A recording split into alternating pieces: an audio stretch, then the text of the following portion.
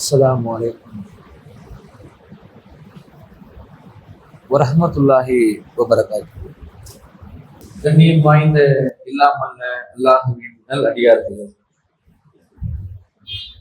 இறைவன் நம் மீது விதியாக்கி இருக்கின்ற வாரத்தினுடைய ஒரு சிறப்பு வழிபாட்டு தினத்தில் அவன் மீது நாம் கொண்டிருக்கிற அந்த நம்பிக்கையை உறுதிப்படுத்துகிற வண்ணமாக இந்த ஜிம்மாவிற்கு முன்னதாகவே நன்மையை எதிர்பார்த்து இங்கே நாம் அமர்ந்திருக்கிறோம். இந்த தருணம் என்பது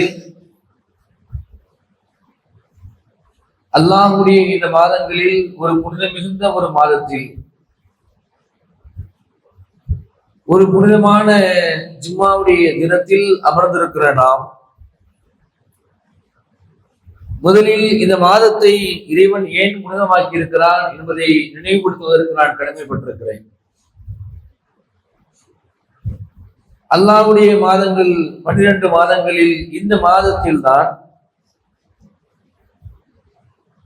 இந்த இறுதி வரைக்கும் வரவிருக்கிற மனித சமூகத்திற்கு அல்லாஹ் ரப்புல் ஆலமீன் நேர்வழியை காட்டுகிற திருக்குர்ஆனை அருளினார்.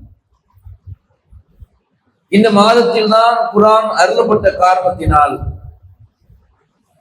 அந்த மாதத்தில் நோன்பு நோக்குமாறு நமக்கு இறைவன் கட்டளையும் பிறப்பித்திருக்கிறார். அப்ப இந்த மாதத்தினுடைய ஆக பெரிய ஒரு சிறப்பு என்னவென்றால் திருக்குர்ஆன்.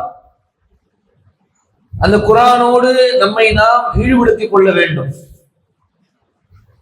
அந்த குர்ஆனோடு நம்முடைய தொடர்புகளை நாம் அதிகப்படுத்திக் கொள்ள வேண்டும். அதுதான் அல்லாஹ்வோடு நமக்கான நெருக்கத்தை அதிகமாக்குகிற ஒரு மிகப்பெரிய ஆயுதமாக இருக்கிறது. அந்த வகையில்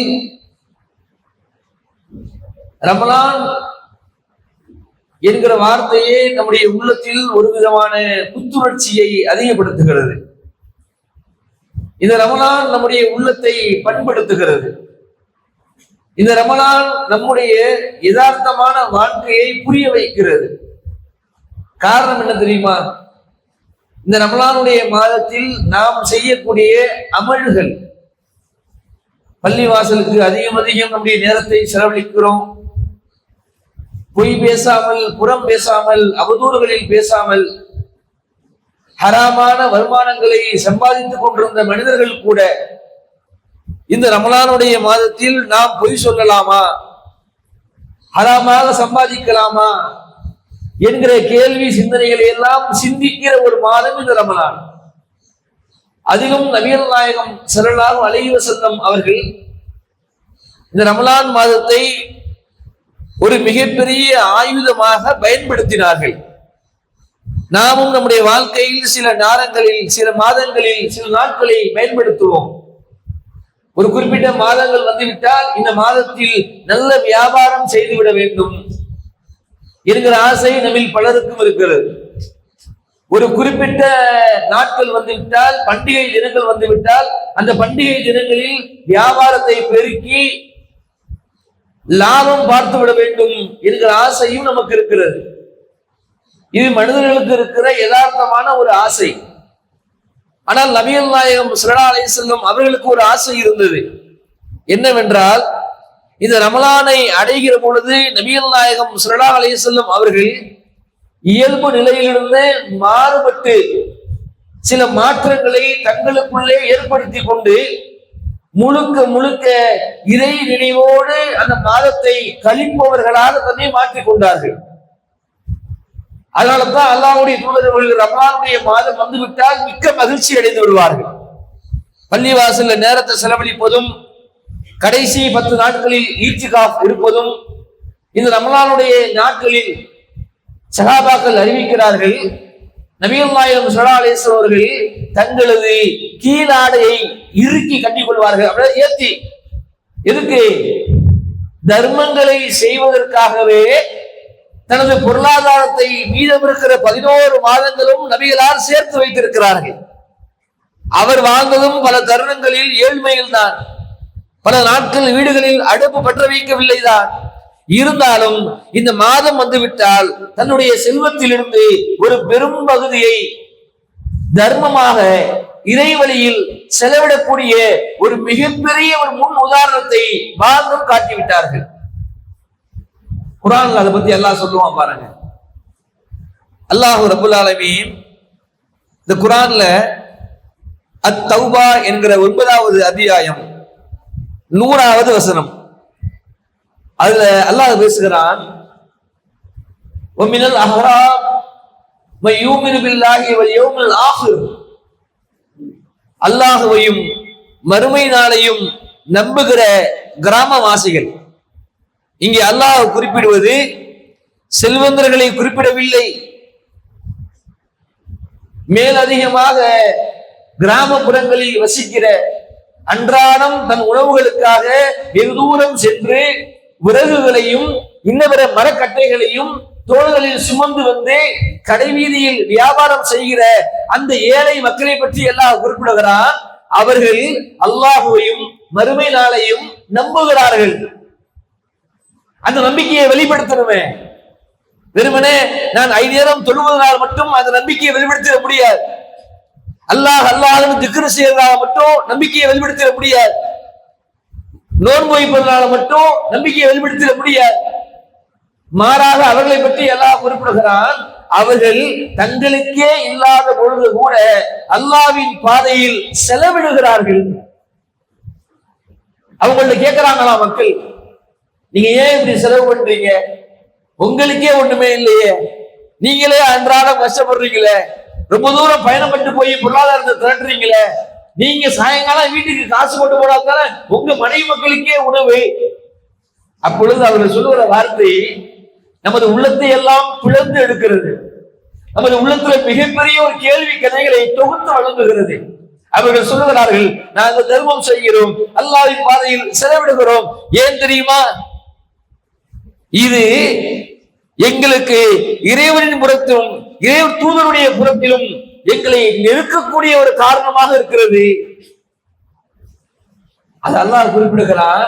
இதுவே போதும், அவர்களை அல்லாஹ் பொருந்திக் கொண்டான், அல்லாஹும் அவர்களை நெருங்கி விடுகிறான். அப்போ இந்த தர்மம் சதக்கா என்கிற இந்த பண்பு என்பது இந்த உலகத்தில் இருக்கிற ஏனைய மதங்கள் மார்க்கங்களிலும் தனித்து விளங்கக்கூடிய ஒரு மார்க்கமாக இஸ்லாம் இந்த விதத்திலே காட்டும். நம்ம எல்லாரையும் பாருங்க, ரமலானுடைய மாதம் வந்துவிட்டால் எவ்வளவு மக்கள் யாசகங்களை கேட்டுக்கொண்டு தெரு தெருவாக பள்ளிவாசல்ல கூட்டம் போடுகிறார்கள். எத்தனையோ மாற்று மத சகோதரர்களும் அங்கே வந்து நிற்கிறார்களே. காரணம் என்ன தெரியுமா? அவர்களுக்கு இறை நம்பிக்கை இல்லை, அவர்களுக்கு அல்லாஹ்வை பற்றிய பெரிய சிந்தனை இல்லை. ஆனால் அவர்கள் உள்ளத்துல ஒரு செய்தி இருக்கிறது. என்னவென்றால், ரமலான் என்று வந்துவிட்டால் இந்த முஸ்லிம்கள் தங்களது செல்வத்தை வாரி வழங்குவார்கள் என்கிற நம்பிக்கை அவர்களுக்கு இருக்கிறது. இந்த நேரத்தில் நம்ம யோசித்து பார்க்கணும், சுய பரிசோதனை செய்யணும். கொடுக்க வேண்டும் என்கிற சிந்தனை நமக்கு இருக்கிறதா? நபிகளா சொன்னார்கள், அன்ஃபிஹு இப்னு ஆதம, ஆதமுடைய மகனே நல்வழியில் செலவிடு, யுன்ஃபிஹு அலைக்க, உனக்கு அல்லாஹ் செலவிடுகிறான். இது நம்பிக்கைங்க நமக்கு. நம்மள பல நேரங்களில் சைத்தா சிந்திக்க விட மாட்டான், தர்மம் செய்ய விட மாட்டான், ஜகாத்தை கொடுக்க விட மாட்டான். அதை குர்ஆன்ல இறைவன் சொல்லுகிறான், அஷைத்தானோ யஈதுகுமுல் ஃபக்ர், ஷைத்தான் உங்கள் உள்ளத்துல அச்சத்தை ஏற்படுத்துகிறான், பயத்தை ஏற்படுத்துகிறான். எதை பற்றி தெரியுமா? வறுமையை பற்றி. இங்க உட்கார்ந்து இருக்கிற நம்ம யாருக்கும் வறுமையை பற்றி பயம் இல்லையா? எல்லோருக்கும் இருக்கதானே செய்யுது. நம்ம போயிட்டோம்னா நம்ம குடும்பம் என்ன ஆயிடும்? நம்முடைய கடை ஒரு நஷ்டமாயிடுச்சுன்னா வாழ்வாதாரம் என்ன ஆயிரும்? அல்லது நம்ம ஒரு நாள் போய் கடையை காலையில திறக்கலன்னா அந்த 1 மணி நேரம் வியாபாரத்துல நமக்கு வறுமை வந்துருமே. எப்படி எல்லாம் சைத்தா உள்ளத்துல போடுறான். நம்ம எப்படி நம்பிட்டு இருக்கோம்னா, நம்ம நம்பிக்கை என்பது அல்லாஹ்வின் மீது இருக்கிற நம்பிக்கை குறைவாக இருக்கிறது. மாறாக நம்முடைய உழைப்பின் மீது இருக்கிற நம்பிக்கை மிகைத்திருக்கிறது. சைத்தான் தான் காரணம்.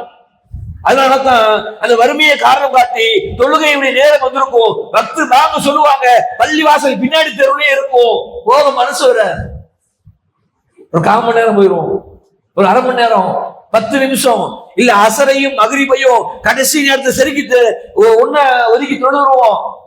லொகரை அசரையை சேர்த்து தொழுதுக்குவோம், தனி ஜமாத்து போட்டுக்குவோம்.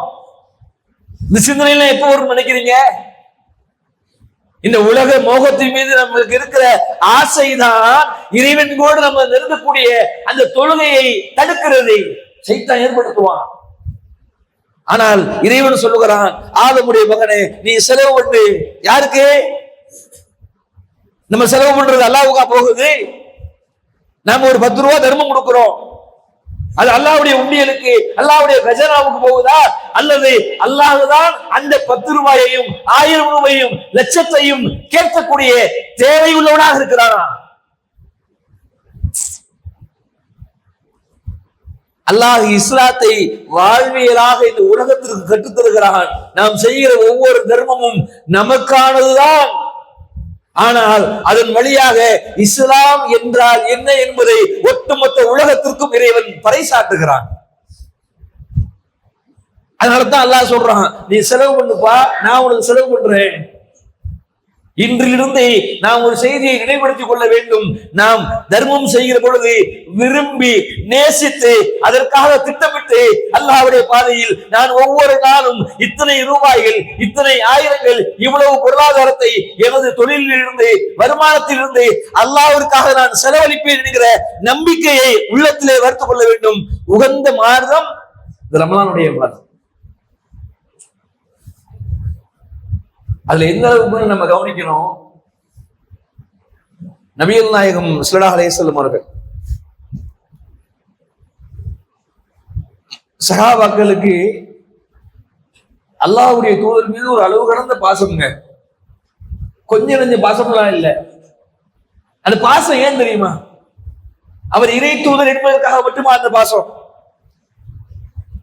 அந்நபியோ அவ்ராபில் முஹ்மினீன் மின் அன்ஃபுஸிஹிம், இந்த நபி உங்கள் உயிரை விட உங்களுக்கு மேலானவர்னு அல்லாஹ் குர்ஆன்ல சொல்றான். அந்த ஒற்றை வார்த்தைக்காகவா சஹாபாக்கள் நேசித்தார்கள்? அது மட்டுமல்ல, சஹாபாக்கள் நேசித்ததற்கான காரணம், பல காரணங்கள் இருக்கிறது. அந்த காரணங்களில் மிக முக்கியமானது, சஹாபாக்கள் இடத்துல விபச்சாரம் இருந்தது, மது பழக்கம் இருந்தது, பெண் அடிமைத்தனம் இருந்தது, குழந்தைகளை உயிரோடு புதைக்கிற, அந்த குழந்தைகளை கருவறுக்கிற அந்த செயல் அவர்கள் உள்ளத்திலே குடியமர்ந்திருந்தது. யாரையும் மதிக்காமல், எவருக்கும் எந்த விதமான மரியாதையும் செலுத்தாமல், தன்னைத்தானே உயர்ந்தவர்களாக, தன்னைத்தானே புகழ்ந்து கொண்டவர்களாக ஒரு மிகப்பெரிய காட்டு மிராண்டிகளாக வாழ்ந்து கொண்டிருந்தார்கள். அந்த இடத்துலதான் இந்த அண்ணல் பெருமானார் நபிகள் நாயகம் ஸல்லல்லாஹு அலைஹி வஸல்லம் போய் ஒவ்வொன்னா அவங்க உள்ளத்திலிருந்து எல்லாவற்றையும், கடந்த கால கசர்களை எல்லாம் நீக்கிவிட்டு தூய இஸ்லாத்தை உள்ளே புகுத்தினார்கள். அப்ப ரசூலுல்லாஹ் மேல அவ்வளவு நேசம். அப்ப நபிகள் நாயகம் ஸல்லல்லாஹு அலைஹி வஸல்லம் அவர்கள் அந்த மக்களிடத்துல பல தருணங்களை கேட்பாங்க. அல்லாஹ்வுடைய தூதருக்கு முகம் சிவந்த தருணங்கள் சில நேரம் இருக்கிறது. நமக்கு எப்ப ஜெபக்கும்? நம்மளை யாராவது திட்டாங்கன்னா, அடிச்சுட்டாங்கன்னா, நம்ம பிள்ளைங்க நம்ம சொல்ற பேச்சை கேட்கலன்னா, மனைவி நம்முடைய பேச்சை கேட்கலன்னா, கணவன் நம்முடைய பேச்சை கேட்கலன்னா, நம்ம சொல்றதை யாரும் கேட்கலன்னா நமக்கு கோவம் ஒரு முகம் சிவக்கும். ஆனால் இறை தூதர் அப்படி இல்லை. யாராவது வறுமையில இருந்தால் நபிகளுடைய கண்கள் சிவக்கும். நபிகள் நாயகம் ஸல்லல்லாஹு அலைஹி வஸல்லம் அவர்கள் ஒரு முறை சஹாபாக்களோடு அமர்ந்திருக்கிறார்கள். உயிருக்கு மேல் மதிக்கக்கூடிய அந்த தோழர்களும் அங்கே அமர்ந்திருக்கிறார்கள். அந்த தருணங்களில் ஒரு கூட்டம் வருகிறது. அந்த கூட்டம் இஸ்லாத்தில் இருக்கிற கூட்டம் அல்ல. அந்த கூட்டம் எங்கேயோ செவிமடுத்து யாரோ சொல்லி தன்னுடைய தேவைகளுக்காக, தன் உணவுகளை கேட்டு பெறுவதற்காக அப்படியே அல்லாஹ்வுடைய தூதரை தேடி வந்து சேருகிறார்கள். நபிகளார் கூடி இருக்கிற ஒரு சபையில் வந்து அந்த கூட்டத்தை பத்தி சஹாபாக்கள் அறிவிக்கிறாங்க. வாள்களை அப்படியே தோல்ல தொங்க விட்டுருந்தாங்க. அவங்க ஆடையெல்லாம் கிழிந்து கிடந்தது. நம்முடைய தமிழ்ல சொல்வதாக இருந்தால் பஞ்ச பரதேசிகள் என்று சொல்லுவோம். ஒண்ணுமே இல்லாம இருந்தாங்க. அவங்களதான் ராஜ்யம் எடுத்துவோம். அப்படிப்பட்ட பஞ்சத்துல வயிறுகள் எல்லாம் ஒட்டி உணவில்லாமல் குடும்பத்தோடு, ஆண்கள் மட்டும் வரல, அந்த வறுமையை வெளிப்படுத்துறதுக்கு தன் பிள்ளைகள், குழந்தைகள், மனைவி, தாய், பெற்றோர், அந்த ஊரை சார்ந்தவர்கள், அந்த கிராமத்தில் வசிப்பவர்கள் எல்லோரும் வந்திருக்கிறார்கள். எங்களை பாருங்க, உங்களை பத்தி கேள்விப்பட்டோம், நீங்க தர்மங்களை குடிப்பீங்கன்னு சொன்னாங்க, ரொம்ப தூரம் பயணப்பட்டு வந்திருக்கிறோம் என்று சொன்ன மாத்திரமே நபிகளாருடைய கண்களில் இருந்து கண்ணீர் வருகிறது. எக்ஸ்ட்ரீம் அரசு சொல்லலாம். அல்லாஹ்வுடைய தூதர் நம்ம நினைக்கிறமா கற்பனைக்கு வெட்டாது. அதனாலதான் அல்லாஹ் குர்ஆன்ல சொல்லுவான், லா அலா குலூகின் அலீம், நபியே நீர் மகத்தான குணத்தில் இருக்கிறீர். என்ன மகத்தான குணம்? எனக்கே இல்லாத பொழுது கூட நான் எப்படியாவது கொடுக்கும் நினைக்கிறேன்ல, அதான் மகத்தான குணம். ஒவ்வொருத்தருடைய வறுமையை பற்றியும் இம்மையை பற்றியும் கவலைப்படுறேன்ல, அது மகத்தான குணம். தனக்கே அவன் உயிரை கொள்ளுகிற ஒரு எதிரியாக வந்தாலும் கூட அவன் மீது இரக்கம் காட்டுறேன்ல, இது மகத்தான குணம். இது எல்லா குணமும் இறை தூதருக்கு இருந்தது. உடனே அல்லாஹ்வுடைய தூதர் கண்ணை பார்த்த உடனே சஹாபாக்கள் ஒவ்வொருத்தரும் வீட்டுல என்ன இருக்குதோ எல்லாத்தையும் கொண்டு வந்து அல்லாஹ்வுடைய தூதரை இதோ இதோ இதோ. அந்த பஞ்சத்துல வந்து அந்த மக்களுடைய முகத்தை பார்க்க வேண்டுமே.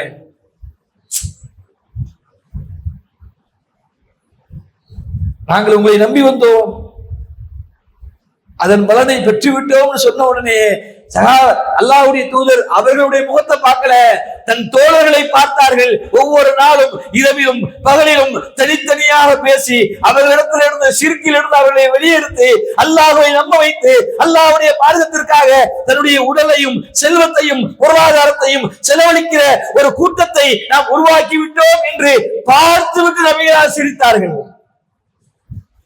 ரசூலுல்லாஹ்வுக்கு அவங்கள பார்த்து சிரிப்பு வரல. அவங்க போகட்டும், கேட்கிறது அவங்க கடமை, கேட்டாங்க, கொடுக்கிறது அவங்க கடமை, கொடுத்துட்டீங்க. ஆனால் நீங்கள் எப்படி இருந்தீர்கள், எப்படி மாற்றி இருக்கிறேன்.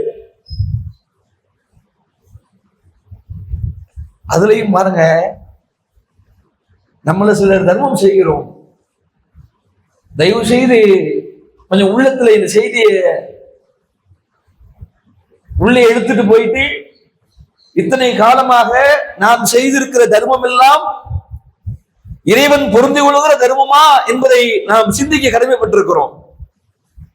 நாம் செய்கிற தர்மம் அதை அல்லாஹ் ஏற்றுக்கொள்வான் என்கிற நம்பிக்கை நமக்கு இருக்கணும். முதல்ல அல்லாஹ் தனது திருமறையிலே சொல்லுகிறான், லன் தனாலுல் பிர்ர ஹத்தா துன்ஃபிகு மிம்மா துஹிப்பூன வமா துன்ஃபிகு மின் ஷைஇன் ஃபஇன்னல்லாஹ பிஹி அலீம். தான் விரும்புகிற ஒன்றை, நான் எதை விரும்புறேனோ அதை நல்லா கவனிக்கணும். கொஞ்சம் நெருங்கி உட்கார்ந்துருங்கம்மா, இடம் இல்லாம இருக்கு. யார் ஒருவர் தான் விரும்புகிற ஒரு பொருளை இறைவழியில் செலவிடாதவரை அவர் நன்மையை அடையவே மாட்டார். நம்ம இத்தனை காலங்கள் செலவழித்ததெல்லாம் நாம் விரும்புகிற ஒன்றை கொடுத்தோமா, அல்லது நமக்கு பயனளிக்காத, நமக்கு தேவையற்ற, இதனால் எந்த விதமான பாதிப்பும் நடக்காது என்று சொல்லுகிற அற்பமானதை தர்மம் செய்திருக்கிறோமா? விரும்புறது எல்லாம் வச்சுக்கிறோம், எது நமக்கு பிடிக்கலையோ அதை கொடுத்துடுறோம், எது நமக்கு பத்தலையோ அதை கொடுத்துடுறோம். ஆனால் இங்கே இறைவன் சொல்லுகிறான், ஒரு அடியான் தான் விரும்புகிற ஒன்றை இறை வழியில் செலவிடாதவரை அவன் இறைவனுடைய திருப்தியை அடையவே மாட்டான். கேட்ட மாத்திரமே அபூ தல்ஹா ரலியல்லாஹு அன்ஹு, அல்லாஹ்வால் புரிந்து கொள்ளப்பட்ட தோழர்கள், உடனே அல்லாஹ்வுடைய தூதரிடத்தில் வருகிறார்கள். அல்லாஹ்வின் தூதரே, அங்கே ஸ்பாட்ல தான் நம்மளாம் யோசிப்போம், கொடுக்கலாமா கொடுக்க வேண்டாமா, கொடுத்தா என்ன ஆகும்.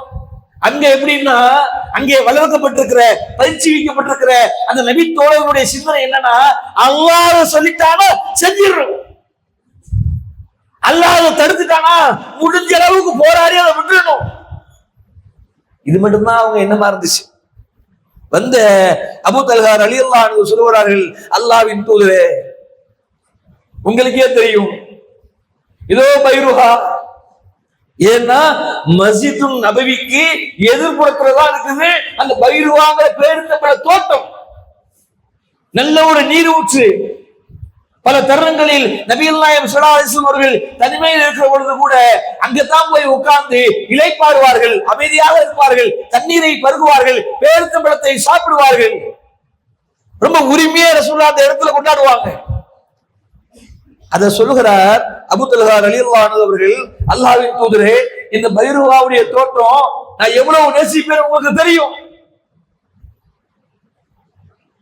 அந்த தோட்டத்தை அல்லாஹ் இப்போ ஒரு வசனம் இறக்கி இருக்கான். நீங்க விரும்புற ஒண்ணு அல்லாஹ்வுடைய பாதையில செலவிடாதவரை இதை திருப்தி அடைய முடியாதுங்கிறான்.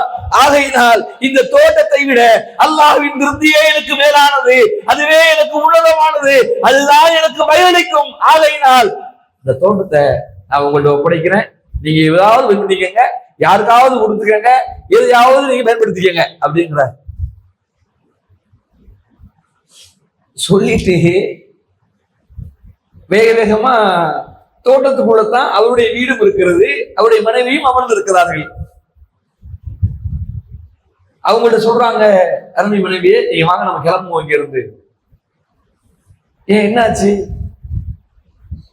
இல்ல இல்ல, இப்படி அல்லாஹ் ஒரு வசனம் இருக்கலாம், நீங்க விரும்புற ஒண்ணு கொடுங்கன்னு சொன்னா உனக்கும் தெரியும், இந்த தோட்டத்தை நான் ரொம்ப நேசிக்கிறேன், அழகான விளைச்சல், நல்ல பொருளாதாரம், நல்ல நீர், இதை நான் மறுமைக்கான வியாபாரமா பண்ணிட்டு வந்துட்டேன், முடிச்சுட்டு வந்துட்டேன்னாங்க.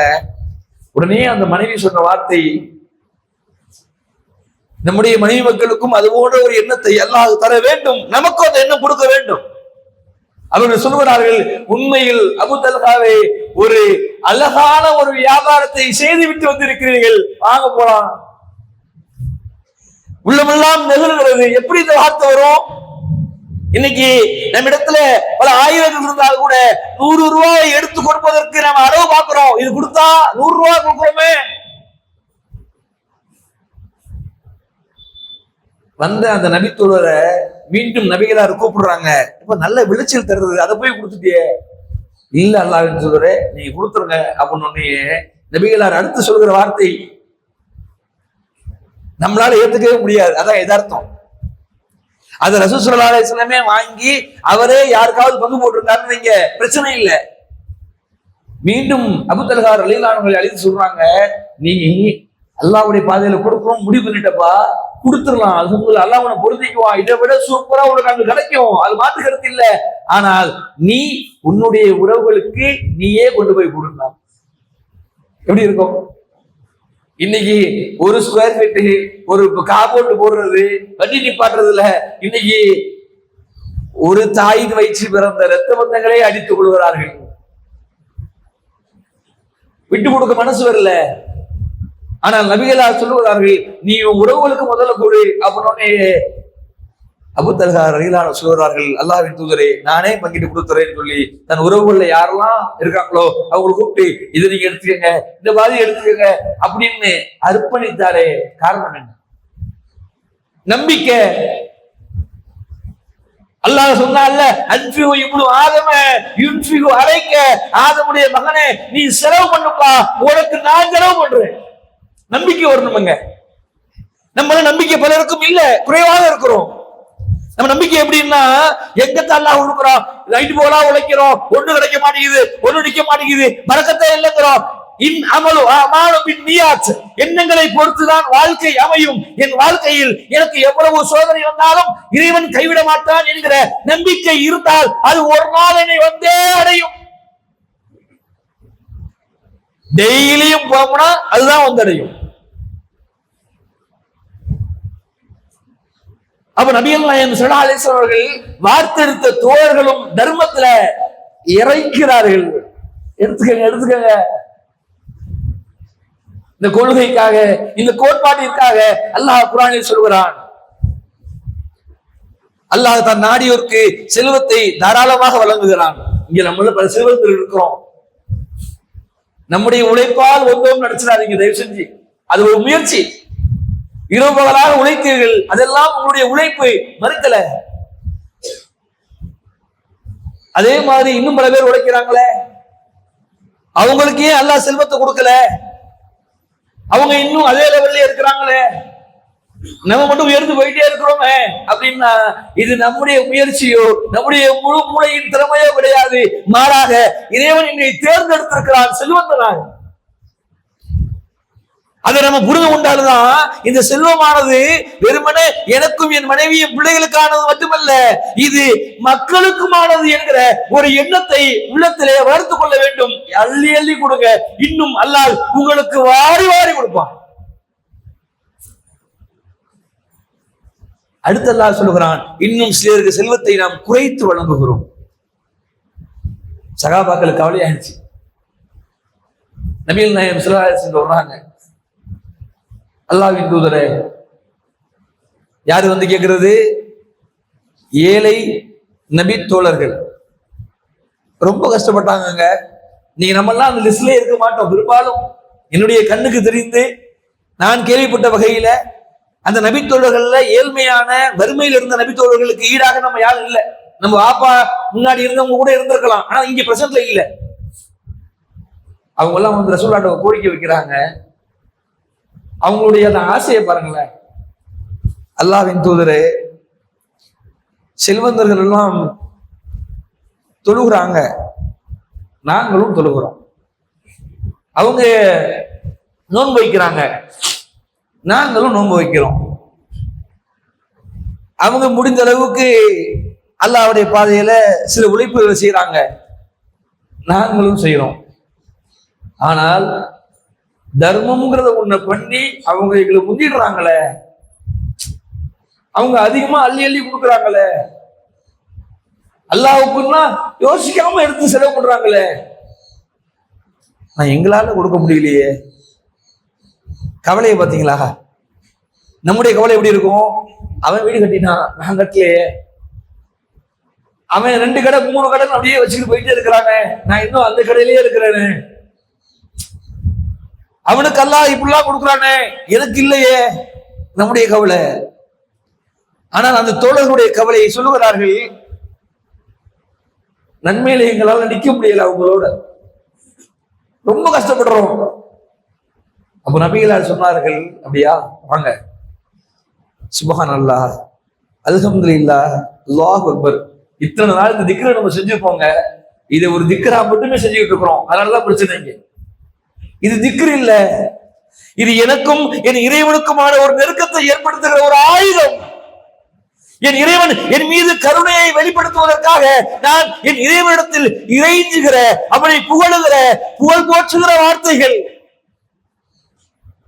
எல்லா திண்ணை தோழர்கள் ஏழ்மையானவங்க எல்லாம் பள்ளியாசல்ல உட்கார்ந்துட்டு சுப்ஹானல்லாஹ், அல்ஹம்துலில்லாஹ், அல்லாஹ் அக்பர்னு அப்படியே தன்னையே இறை நினைவுல மூழ்கிறார்கள். இத செல்வந்தர்கள் கேட்கிறாங்க, என்ன இவங்க உள்ளே உட்கார்ந்துருக்காங்களே ஸ்பெஷலா?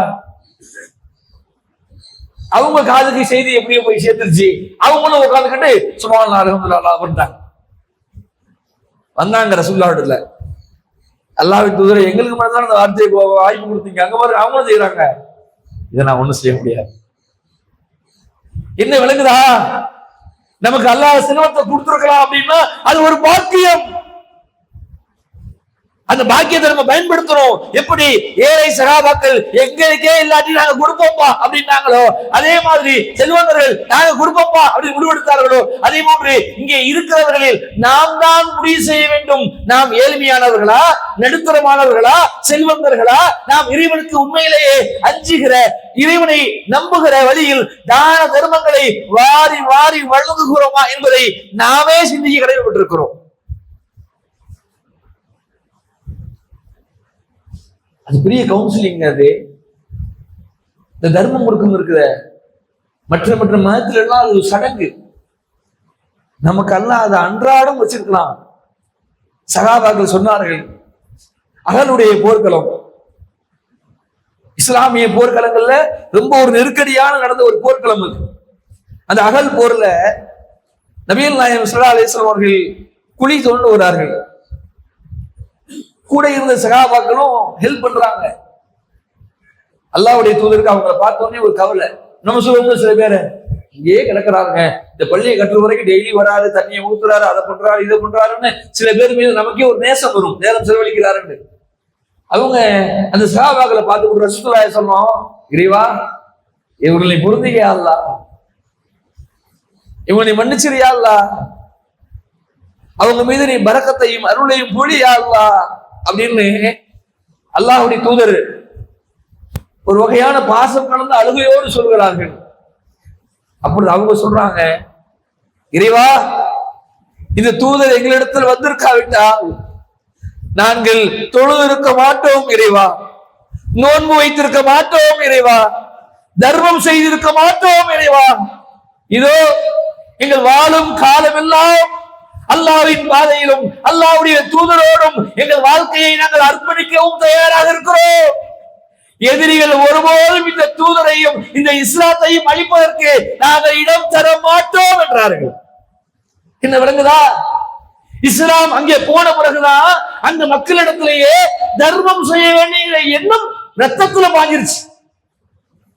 நமக்கு வறுமைங்கிற சிந்தனை ரத்தத்துல பாஞ்சிட்டு கிடக்கு. அதை மாற்றுகிற ஒரு வாய்ப்பு இந்த ரமலான். இந்த நாள் இந்த ஒவ்வொரு நிமிடத்தையும் அல்லாஹ்வின் பாதையில் தான தர்மங்களை இன்முகத்தோடு மகிழ்ச்சியோடு கொடுத்தா அல்லாஹ் கொடுப்பாங்கிற நம்பிக்கையோடு செலவழிக்கிற வாய்ப்பை அல்லாஹ் உங்களுக்கும் எனக்கும் தந்தல்வானாக என்று கூறி முதல் உரையை வந்து இல்லாமல்ல அல்லாஹ்வின் நல்லடியார்களே, கடந்த உரையில் தர்மங்களை அதிகம் செய்வோம் என்கிற சிந்தனையின் கீழ் சில தகவல்களை பார்த்தோம். அதே நேரத்தில் அல்லாஹ் ரப்பல் ஆலமீன் தனது திருமறை குர்ஆனில் ஒரு அடியார் இறைவனுக்கு செய்ய வேண்டிய கடமைகள் இருக்கிறது. அந்த கடமைகளில் ஒரு கடமையாக அல்லாஹ் ரப்பல் ஆலமீன் கடனை பற்றி இங்கே குறிப்பிடுகிறான். மனுஷனுக்கு மனுஷன் கடன் கொடுத்துடலாம், ஒரு மனிதன் தன் உறவுகளுக்கு கடன் கொடுத்துடலாம், வியாபாரத்துக்கு கடன் கொடுக்கலாம், ஏழ்மைக்கு கடன் கொடுக்கலாம், வட்டியில உருகிட்டான் அவனை காப்பாற்றுறதுக்கு கடன் கொடுக்கலாம். ஆனா அல்லாஹ் இங்கே சொல்லுகிறான் தனது திருமறை குர்ஆனில், மன் ஸல்லதி யுக்ரிலுல்லாஹு கர்லன் ஹஸனன், அல்லாஹ்வுக்காக அழகிய கடன் தருபவர் யார்? அதை அல்லாஹ் யாரு கடனா கொடுத்தாங்களோ அவங்களுக்கு பன்மடங்காக திருப்பி கொடுக்கிறேன். அல்லாஹ் தாராளமானவன், நன்கு அறிந்தவன் என்று அல்லாஹ் சொல்லுகிறார். அந்த ஒரு இக்கட்டான சூழலில் நம்ம இருக்கிறோம். இந்த பள்ளிவாசல் அல்லாஹ்வுடைய ஆலயம், இவ்வளவு பேர் இங்க குழுமி இருக்கிறீங்க, இவ்வளவு பேர் இங்கே வணக்க வழிபாடுகளை எல்லாம் நிறைவேற்றுகிறோம். இது நம்முடைய வீடு அல்ல, அல்லாஹ்வுடைய வீடு. குர்ஆன்ல அல்லாஹ் ரப்பல் ஆலமீன் பள்ளிவாசல்கள் அல்லாஹ்வுக்கு உரியது. அது எந்த இயக்கம், எந்த ட்ரஸ்ட், அதெல்லாம் அடுத்து நிர்வாகம் மட்டும்தான். ஆனா இங்கே முழுக்க முழுக்க இந்த கட்டிடமானது, இங்கே வணங்கக்கூடிய வணக்க வழிபாடுகளானது, இங்கே நடைபெறுகிற ஒவ்வொரு இபாதத்துகளானது முழுவதுமாக அல்லாஹ்விற்குரியது. அதனால நபிகளார் சொன்னார்கள், அல்லாஹ்விற்காக யார் ஒரு பள்ளிவாசலை கட்டுகிறாரோ அவருக்கு அல்லாஹ் வறுமையில் அது போன்ற ஒன்றை கட்டுகிறான். அப்படி என்ன அர்த்தம்? சொர்க்கத்துக்கு நிச்சயம் அர்த்தம். அதானே? ஒரு பள்ளிவாசலை நம்ம கஷ்டப்பட்டு கட்டி முடிவாக்குறோம், அதுல ஒவ்வொருத்தரும் செலவு பண்றாங்க, ஒவ்வொருத்தரும் இயன்றதை கொடுக்குறாங்க. ஒருத்தர் 1 ரூபா தர்றாங்க, 1000 தர்றாங்க, லட்சம் தர்றாங்க, 100 தர்றாங்க, கோடி தர்றாங்க, செங்கல் எடுத்துக்கிறாங்க, எதையோ பொறுப்பெடுத்துக்கிறாங்க. அவர்கள் அத்தனை பேரும் சொர்க்கத்திற்கு சொந்தக்காரர்களாக ஆகிவிட்டார்கள். இது என்னுடைய வார்த்தை இல்ல, அல்லாஹ்வின் வார்த்தை. தூய்மையோடு அல்லாஹ் அது செலவு பண்றேன், அல்லாஹ் ஒரு ஃபேனை கொடுக்குறேன், இந்த காசு கொடுக்குறேன், சிமெண்ட் கொடுக்குறேன், பொருளாதாரம் கொடுக்குறேன், கம்பியை கொடுக்குறேன் அப்படின்னா அதற்கான பிரதிபலன் அங்கே கிடைக்கும். அல்லாஹ் அந்த வகையில் இந்த பள்ளிவாசல் அடுத்த சில மாதங்களில் முழுவதுமாக முடிவதற்காக அது முடியும் இன்ஷா அல்லாஹ். அது எந்த நேரத்திலும் தடுபடாது. அல்லாஹ் நாடுனா எங்கே யாரையும் வச்சாவது முடிப்பான்.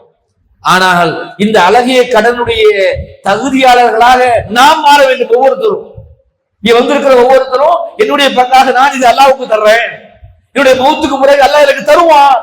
ஏன்? அதை குர்ஆன்ல அல்லாஹ் சொல்லுகிறான், ஒரு மனிதனுக்கு மரணம் ஏற்பட்ட உடனே அவனை கொண்டு போய் அடக்கம் செய்கிற அந்த நேரத்தில் அந்த அடியான் சொல்லுவானா, உலகத்துல வாழும்போது எவ்வளவோ பயன் பண்ணிருப்போம், அது கேட்காது.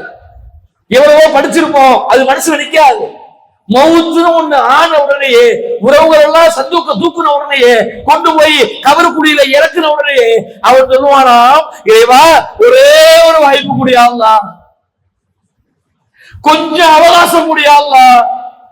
அவன் கேட்பது பல 100 ஆண்டுகள் அல்ல, பல நாட்கள் அல்ல, பல மணி நேரங்கள் அல்ல, சில நிமிடங்களை கேட்கிறான். கொஞ்சம் அவகாசம் கொடு, உனக்கு எப்படி பிடிக்குமோ அப்படி வாழ்ந்துட்டு வந்துடுறேன்.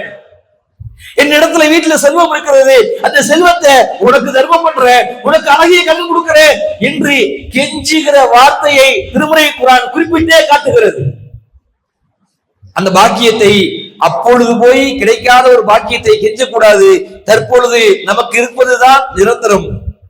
இந்த உயிர் அடுத்த நொடி போயிடும்.